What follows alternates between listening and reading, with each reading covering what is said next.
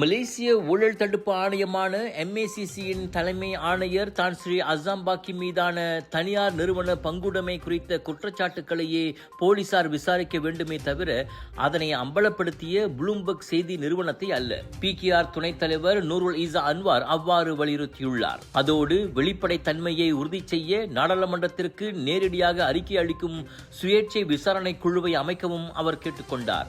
அசாம்பாக்கி முன்பு ஒரு பொது பட்டியலிடப்பட்ட நிறுவனத்தில் 17.7 மில்லியன் பங்குகளை வைத்திருந்ததாக வெளியான தகவல்கள் அரசாங்க அதிகாரிகளுக்கான விதிமுறைகள் மீறப்பட்டிருக்கலாம் என்ற சந்தேகத்தை எழுப்பியுள்ளது.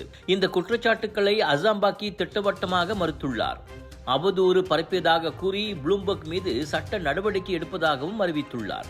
இந்த விவகாரம் நாடு முழுவதும் விவாதத்தை ஏற்படுத்தியுள்ளது. சோகோவில் கடந்த வாரம் எதிர்ப்பு பேரணியும் நடத்தப்பட்டது.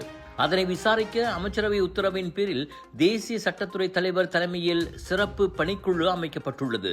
அதே சமயம் ப்ளூம்பர்க் மீது புக்கிட் அமான் விசாரணை நடத்துவதாக அறிவித்த நிலையில் பிரதமரின் மகளுமான நூருல் ஈசா இக்கோரிக்கையை வலியுறுத்தியுள்ளார். கலர்ஸ் ஆஃப் இந்தியா பிரம்மாண்டத்தின் உச்சக்கட்டம் சவுதர்ன் இன்டர்நேஷனல் இந்தியன் எக்ஸ்போ தாசி சென்ட்ரல் ஸ்கூடாய் ஜோஹர் பாருவில் 13 பிப்ரவரி தொடங்கி 22 பிப்ரவரி வரை உங்கள் வீட்டுக்கு தேவையான அனைத்து விதமான பொருட்கள், ஆடை ஆபரணங்கள், அலங்கார பொருட்கள், பூஜை மேடைகள், உணவு திருவிழா என களை கட்ட போகுது.